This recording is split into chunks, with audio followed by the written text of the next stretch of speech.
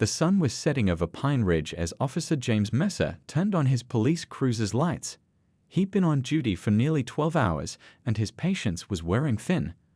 The black sedan with the broken taillight pulled over immediately, which should have been a good sign. But Mercer was in no mood for small talk or giving breaks. He approached the car slowly, his hand resting on his holster, a habit he'd developed over his 8 years on the force. Through the driver's window, he saw a young woman with dark hair pulled back in a ponytail. She looked nervous, which Mercer automatically read as suspicious. "License and registration," he barked, not bothering with a greeting. The young woman, Sophia Reeves, fumbled with her purse, her hands shaking slightly. "I'm sorry about the taillight, officer.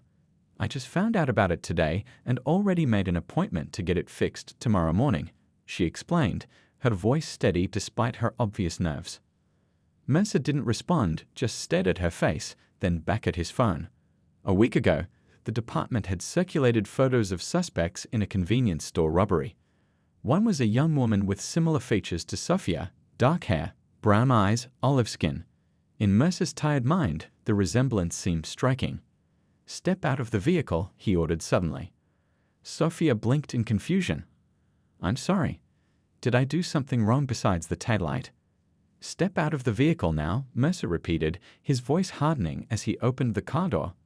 Sophia unbuckled her seatbelt and stepped out, clutching her student ID and driver's license. "Officer, I think there's been a mistake. I'm Sophia Reeves. I'm a student at Pine Ridge Community College. I was just heading home from the library."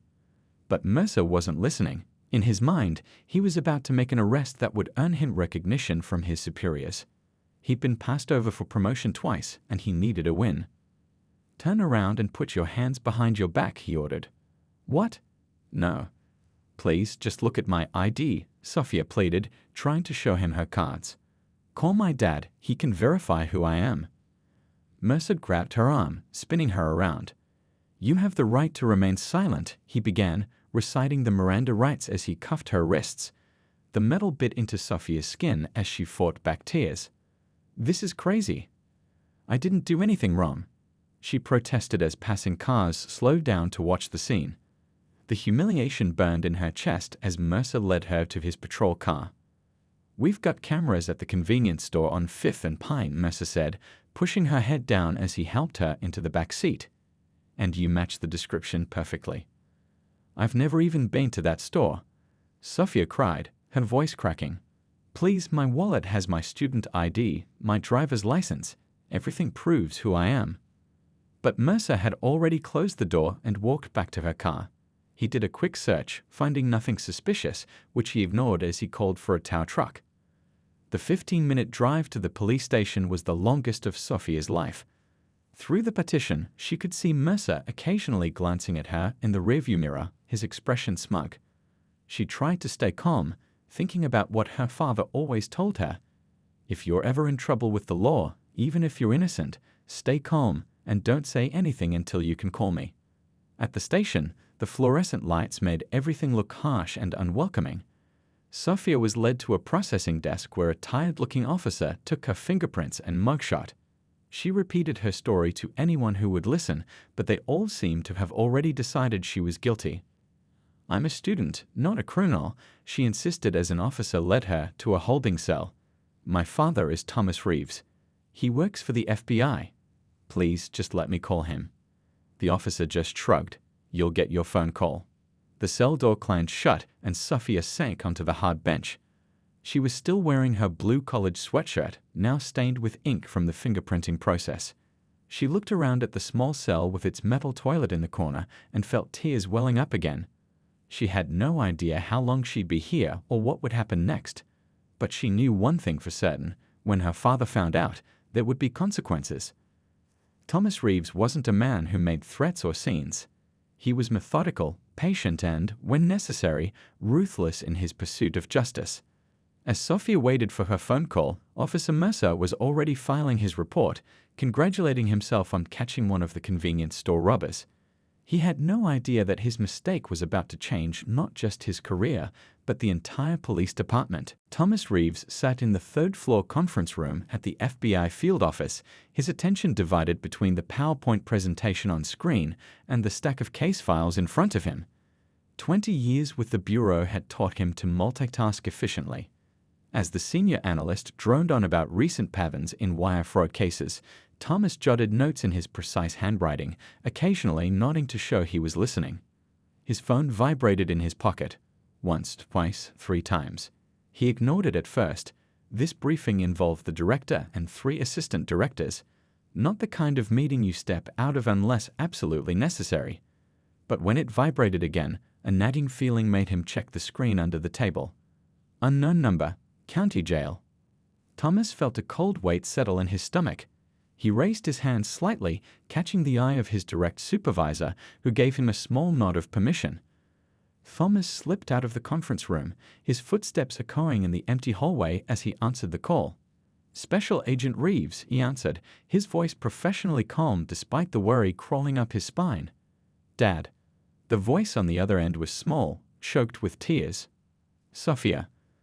Thomas pressed the phone closer to his ear, moving toward the window at the end of the hall for better reception. "What's wrong? Why are you calling from?" "They arrested me, Dad." Sophia's words tumbled out between sobs.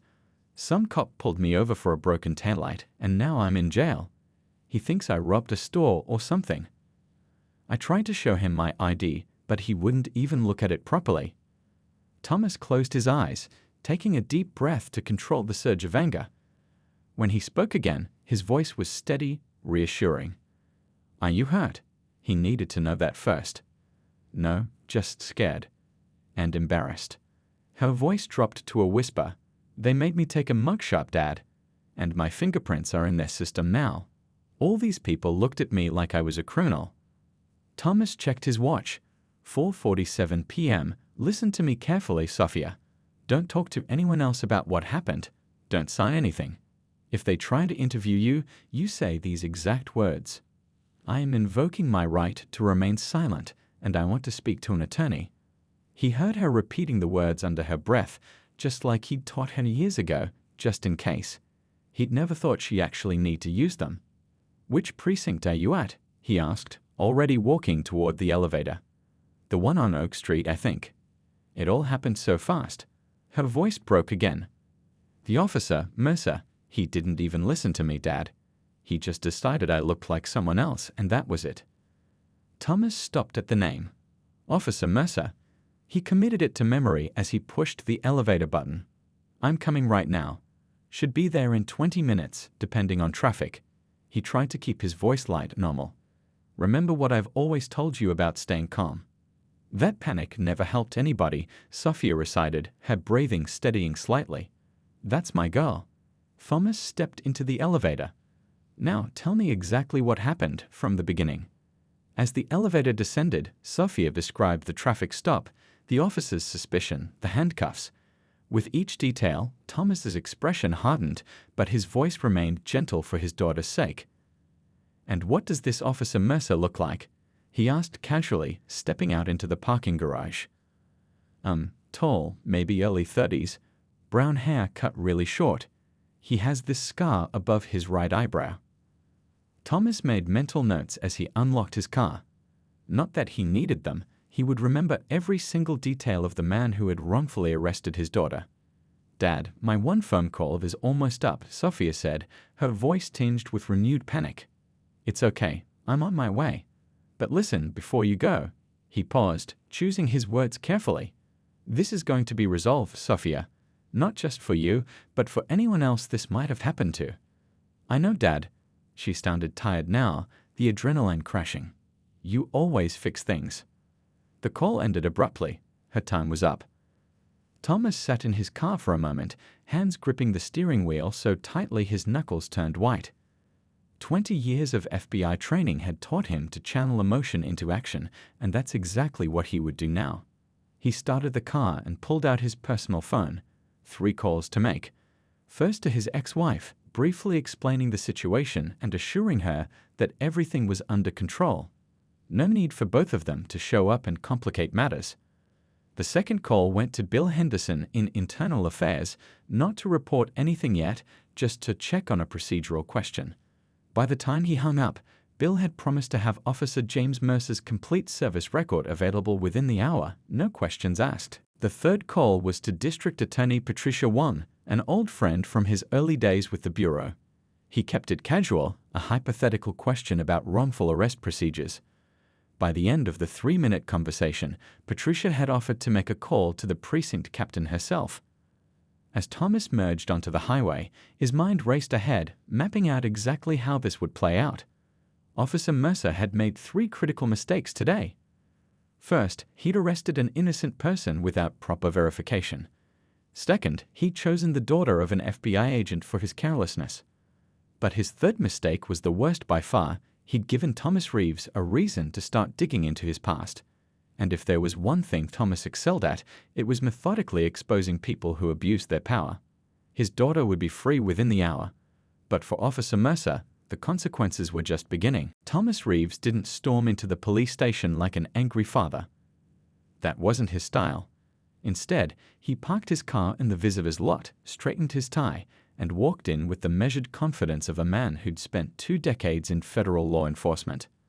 The front desk officer looked up as Thomas approached, his FBI badge held casually at his side, visible enough to be noticed, but not flashed aggressively. "I'm here regarding Sophia Reeves," he said, his voice pleasant but firm. The officer's eyes flickered from Thomas's face to his badge, and then to his computer screen. "Relation to the detainee?" "Father," Thomas said. "And she's not a detainee. She's a college student who was wrongfully arrested." The officer avoided eye contact, suddenly very interested in his keyboard. The arresting officer identified her as a suspect in the Main Street convenience store robbery last week. Thomas didn't blink. "My daughter was in her dorm study room with 20 other students at the time of that robbery. I'd like to speak with the officer in charge, please." 10 minutes later, Thomas was seated across from Lieutenant Paul Chen, who looked increasingly uncomfortable as Thomas calmly explained the situation. "I understand mistakes happen," Thomas said, though his eyes conveyed he understood nothing of the sort. "I'm sure Officer Mercer believed he was doing his job correctly." Lieutenant Chen nodded too quickly. "We can clear this up right away, Agent Reeves. Just a misunderstanding." "I appreciate that," Thomas said. "While the paperwork is being processed for my daughter's release, I wonder if I might trouble you for some information." By the time Sophia was brought out from the holding area, her father had obtained copies of Officer Mercer's arrest report, the convenience store robbery file, and, most importantly, permission to access the precinct's internal database for cross-referencing purposes with an ongoing federal investigation. No such investigation existed, of course, but Lieutenant Chen hadn't questioned it, eager as he was to accommodate an FBI agent whose daughter had been wrongfully arrested. The ride home was quiet at first. Sophia sat in the passenger seat, still processing the events of the day. Thomas kept glancing over, checking on her. "You okay, kiddo?" he finally asked as they stopped at a red light. Sophia nodded, then shook her head. "I don't know. I keep thinking about how easy it was for him to just take me away. Like my whole life didn't matter. My ID, my words, nothing mattered because he decided I looked like someone else." Thomas reached over and squeezed her hand. "I know, and I'm sorry that happened to you." "Are you going to do something?" she asked, looking at him directly for the first time since they'd left the station. The light turned green. Thomas drove for a moment before answering. "Yes," he said simply.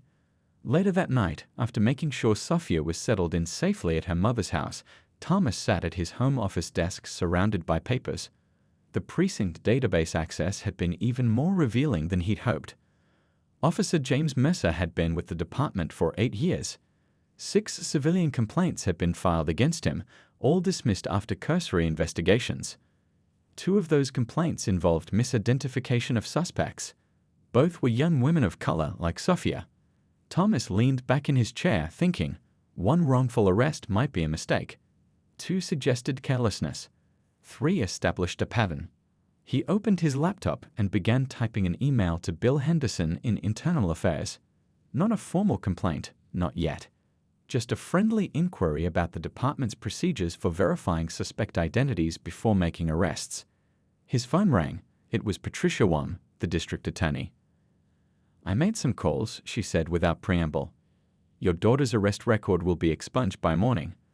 The fingerprints and mugshot will be removed from the system." "Thank you," Thomas said. "I appreciate the speed." "Don't thank me yet," Patricia continued. "I also pulled some other records you might find interesting.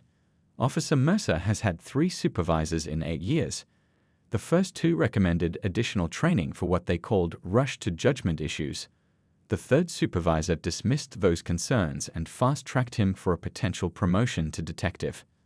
Thomas's pen paused over his notepad. "Who's the third supervisor?" "Captain Robert Drake. Took over the precinct 3 years ago.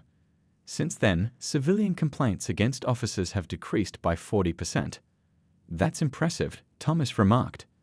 "It would be," Patricia agreed, "if the number of actual incidents had decreased.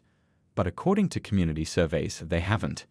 People have just stopped filing complaints because nothing ever comes of them." Thomas wrote down Captain Drake and circled it twice. Interesting. After hanging up, Thomas opened another browser window and searched public records for Captain Robert Drake. Property records, tax filings, social media accounts, anything that might paint a picture of the man. It was nearly 2 a.m. when he found something curious.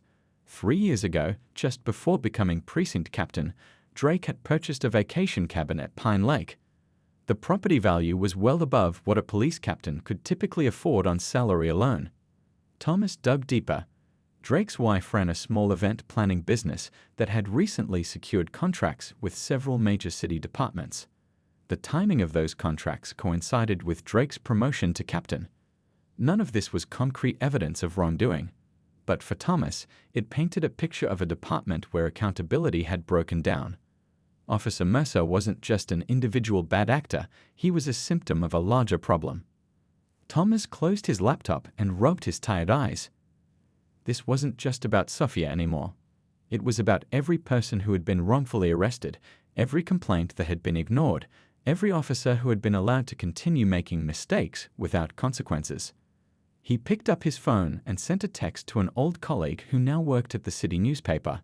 "Coffee tomorrow? I have an interesting story you might want to hear. Off the record for now." Then he sent a message to Sophia. "Everything okay? Try to get some rest." Her reply came seconds later. "Better now. What are you going to do about Officer Mercer?"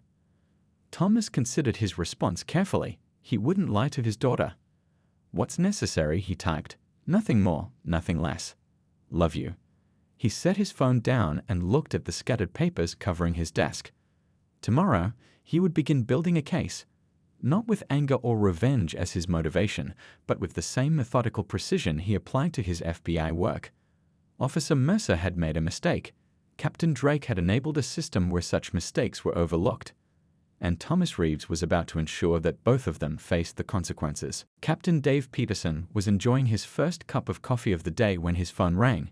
He glanced at the clock, 7:15 a.m., and frowned. Early calls rarely brought good news. "Peterson," he answered, reaching for his notepad out of habit. "Dave, it's Patricia Wong." The district attorney's voice was all business. Peterson sat up straighter. The DA calling him directly, this early in the morning. Definitely not good news. "What can I do for you, Patricia?" he asked, keeping his tone light. "You have a young woman in holding. Sophia Reeves, arrested yesterday afternoon by one of your officers, James Mercer." Peterson quickly typed the name into his computer. "Let me check. Yes, picked up as a suspect in the convenience store robbery on Main Street."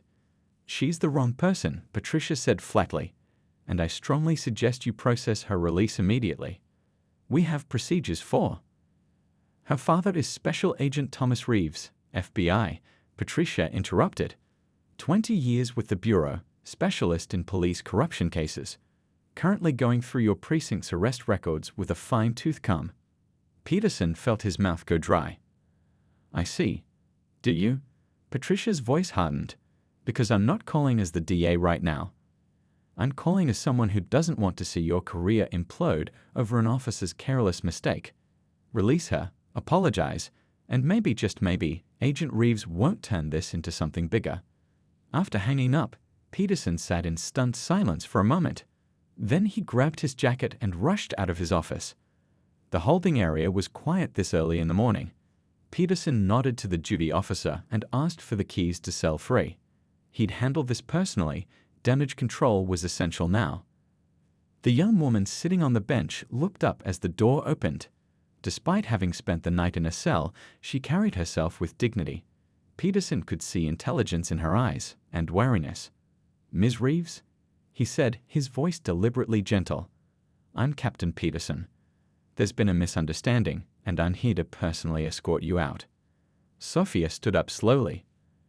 "A misunderstanding," she repeated, her voice flat. "Is that what you call it when your officers arrest innocent people without checking their ID?" Peterson winced internally but kept his professional smile in place. "Please follow me. We'll get your belongings and complete your release paperwork right away." As they walked through the hallway, Peterson noticed officers glancing their way curiously. Word would spread fast. The captain personally handling a release was unusual. "Where's Officer Mercer?" Sophia asked as they approached the front desk. "Not on duty at the moment," Peterson said smoothly. It wasn't a lie. He'd already sent a text ordering Mercer to stay away from the precinct today. At the processing desk, Peterson expedited the paperwork himself, something he hadn't done in years. Every I dotted, every T crossed. No mistakes that could come back to haunt him later. "Your father is waiting outside," he told Sophia as he handed her the plastic bag containing her phone, wallet, and keys. "Again, Ms. Reeves, I want to extend my sincere apologies for this unfortunate incident." Sophia took her belongings, looking Peterson directly in the eye. "It wasn't unfortunate, Captain. It was wrong. And it wasn't an incident. It was a violation of my rights."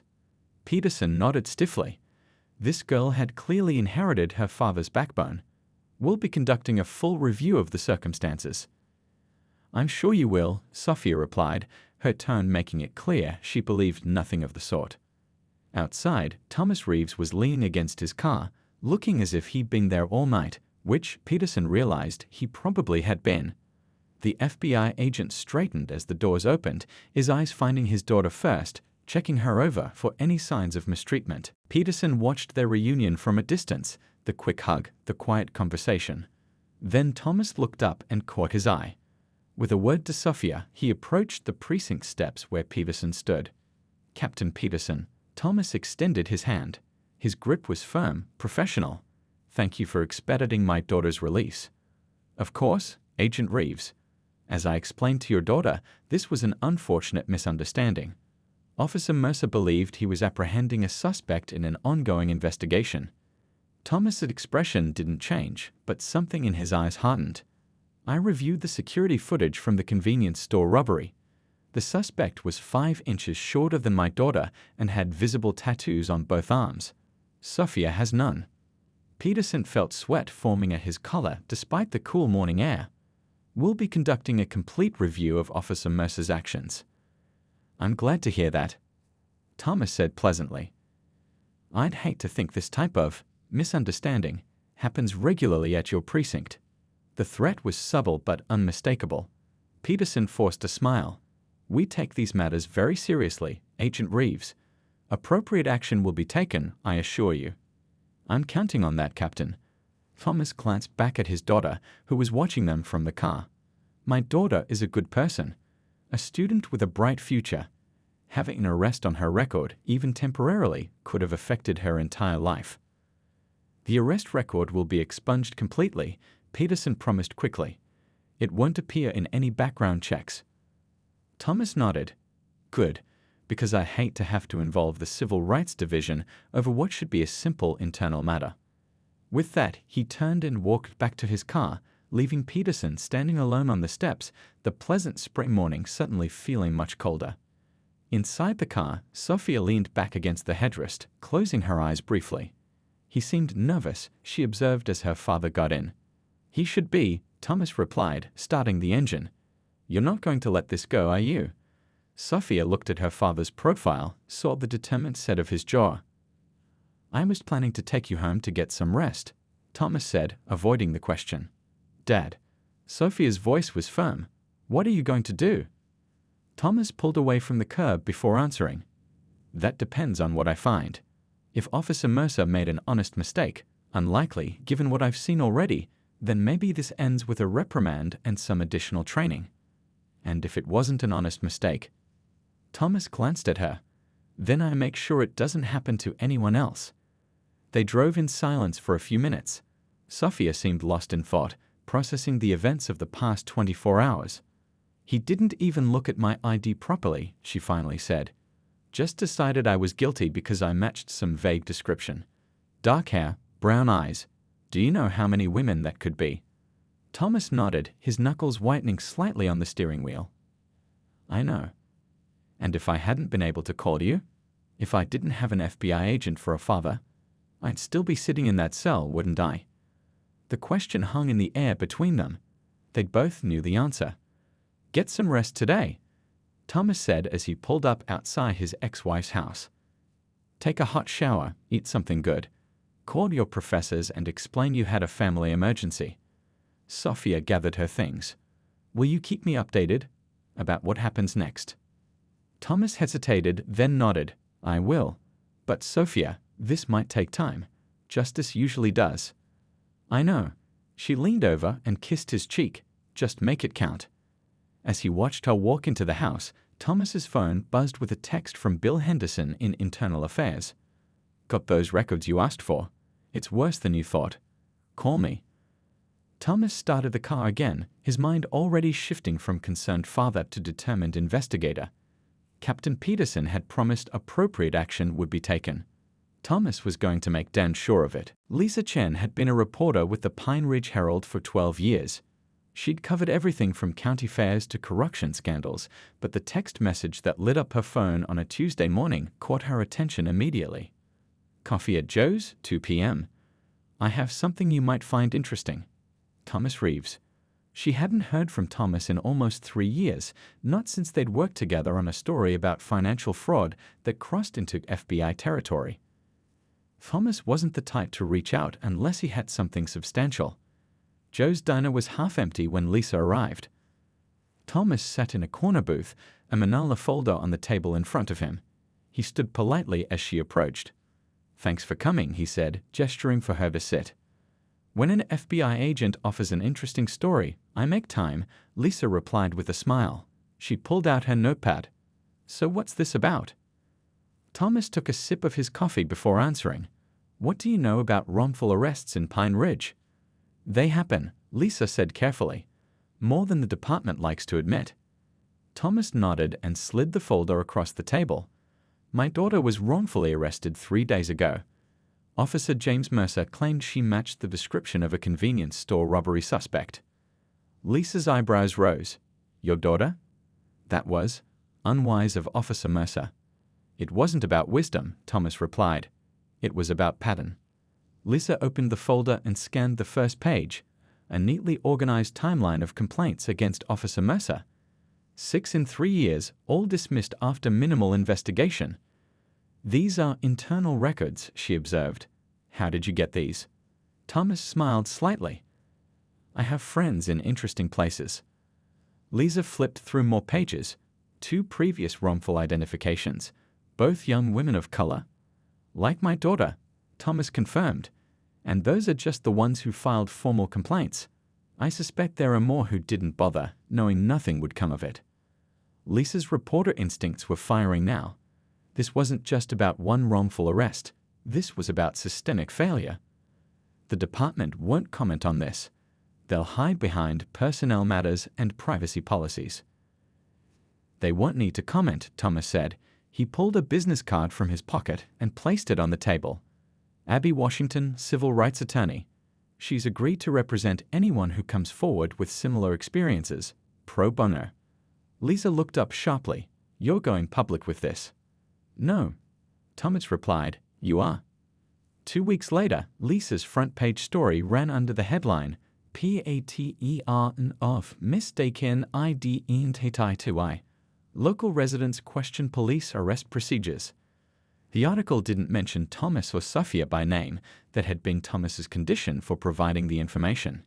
Instead, it focused on 2 other women who had come forward, Tina Gonzalez, a dental hygienist who had been wrongfully detained for shoplifting, and Nora Park, a graduate student who had been handcuffed in front of her classmates when Officer Mercer mistook her for a hit-and-run suspect. The story spread like wildfire. By noon, the online version had been shared thousands of times. Local TV stations picked it up for their evening broadcasts. The police department issued a brief statement: "We take these allegations seriously and are reviewing our identification procedures." Thomas read the coverage from his office, a smile playing at the corners of his mouth. The statement was exactly what he'd expected: vague, non-committal, designed to make the story go away. But this story wasn't going anywhere. His phone rang. It was Abby Washington. "You were right," she said without preamble. 3 more women called this morning with similar stories, all involving Officer Mercer. "Are they willing to go on record?" 2 are, Abby confirmed. The third is worried about retaliation. Her brother works for the city. "Tell her I understand," Thomas said. The others are enough to establish the pattern. After hanging up, Thomas checked his messages. Sophia had texted, "Saw the news. Is this your doing?" He replied simply, "Justice works best in sunlight." By Friday, the number of women who had contacted Abby Washington had grown to 7. Lisa Chen ran a follow-up story, this time featuring quotes from the women who were willing to speak publicly. Their stories shared disturbing similarities: minimal attempts at proper identification, dismissal of their protests, unnecessary handcuffing, and in several cases, degrading comments about their appearance or attitude. The police department's new statement was more substantial.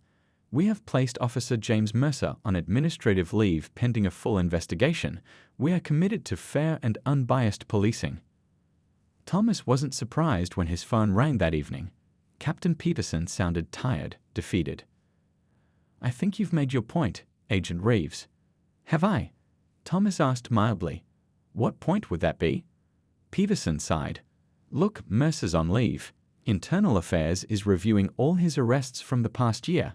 What more do you want?" "This isn't about what I want," Thomas replied. "It's about what's right. One officer placed on leave doesn't fix a system that allowed this to happen repeatedly.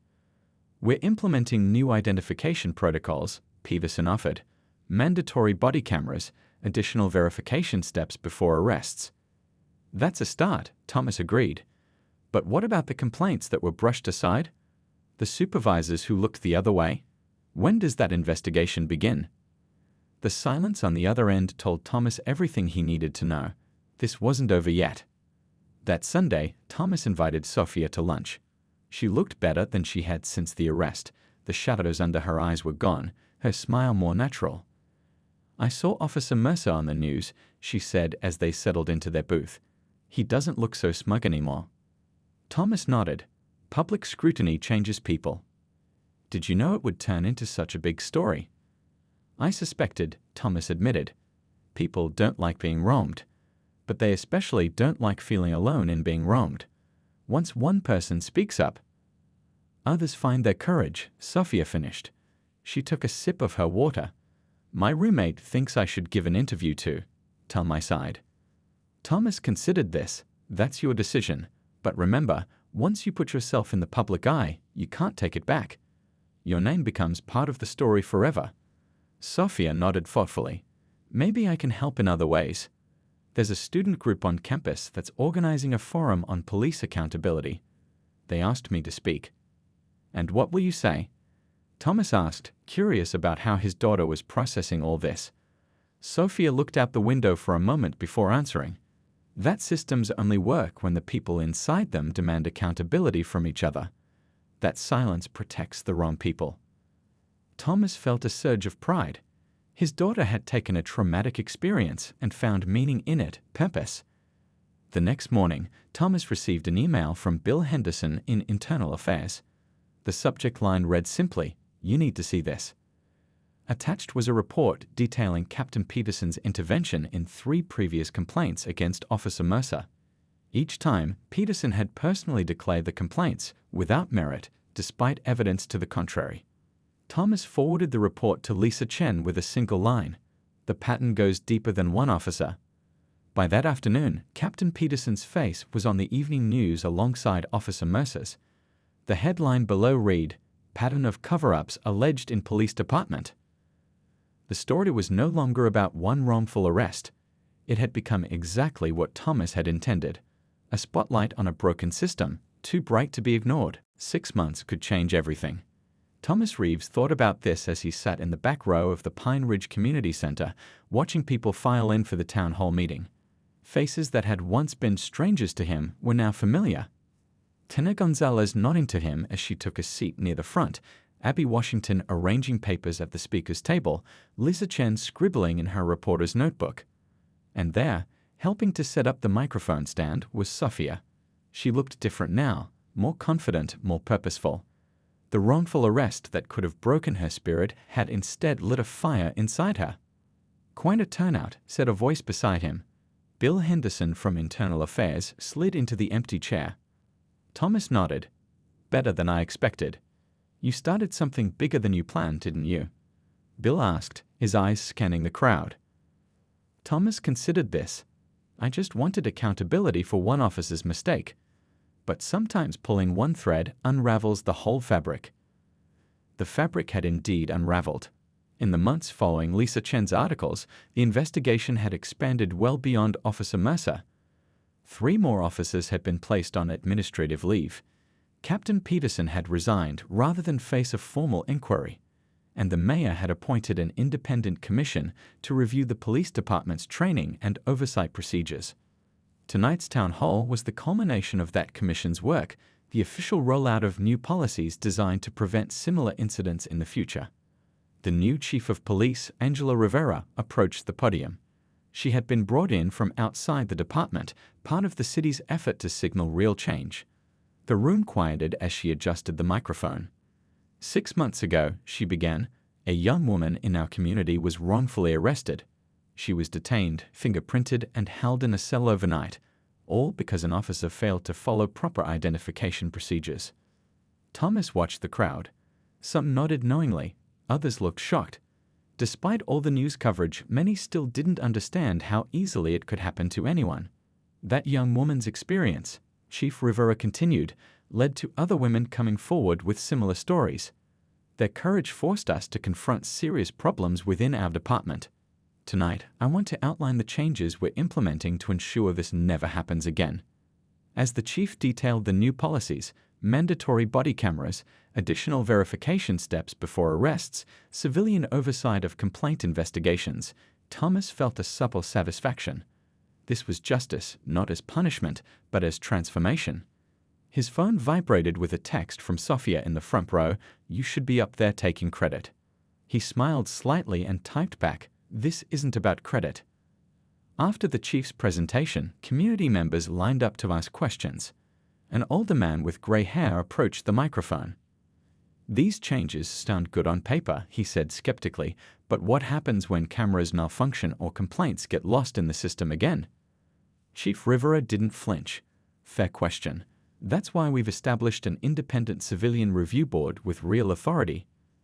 Their members are elected by the community, not appointed by the department, and they'll have full access to all records and evidence." Another person stepped forward. A young woman Thomas recognized as one of Sophia's classmates. "What happened to Officer Mercer?" she asked. "Is he still on the force?" A hush fell over the room. This was the question many had been waiting for. Chief Rivera's expression remained professional. "Officer Mercer's employment with our department has been terminated following the internal investigation. He has also had his law enforcement certification revoked by the state board, which means he cannot serve as an officer in any jurisdiction within our state." A murmur rippled through the crowd. Thomas remained still, his face revealing nothing. He had pushed for exactly this outcome, working quietly behind the scenes with the state certification board. Not out of vengeance, but because someone who had repeatedly abused the public trust should not carry a badge. After the town hall, people gathered in small groups, talking animatedly about the changes. Thomas watched as Sophia moved confidently among them, sharing her story when asked, listening intently to others. She had become the face of the movement for police accountability on campus, turning her traumatic experience into a catalyst for change. "Your daughter's quite impressive," Bill Henderson commented, following Thomas's gaze. "She always was," Thomas replied. This just gave her a cause to fight for. As the crowd thinned, Sophia made her way to them. "Dad, some of us are getting coffee to discuss next steps. Want to join?" Thomas smiled. Next steps. Wasn't tonight the end goal? Sophia shook her head. "This is just the beginning. We need to make sure these new policies actually work. And there are other departments in other cities with the same problems." "I have an early meeting tomorrow," Thomas said. "But I'm proud of you. You've turned something terrible into something meaningful." Sophia hugged him quickly. "I learned from the best. You didn't just get mad, you got strategic." After she left with her friends, Thomas walked slowly to his car. The night air was cool and clear. 6 months ago, he had been consumed with anger when he saw his daughter in that holding cell. He could have handled it differently, pulled strings to get her released quietly, maybe filed a complaint that would have been ignored like all the others. Instead, he had approached it like an FBI investigation, methodical, strategic, and patient.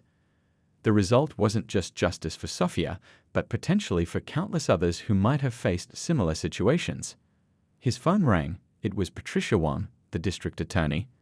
"I just left the town hall," she said. "Impressive turnout." It was, Thomas agreed. "You know," Patricia said thoughtfully, "when you first called me about your daughter's arrest, I thought you were just an angry father looking for special treatment." Thomas chuckled. "I was definitely angry. But angry fathers usually just yell at captains and maybe file complaints. They don't systematically expose years of misconduct and transform entire departments." Thomas got into his car before answering. Sometimes the system needs more than complaints. Sometimes it needs someone who knows how to navigate it from the inside. After hanging up, Thomas sat for a moment, thinking about everything that had happened. Officer Mercer was gone. Captain Peterson had resigned in disgrace. New leadership and new policies were in place. And most importantly, 7 women who had been wrongfully arrested had received not just apologies, but justice. His phone buzzed with a final text from Sophia.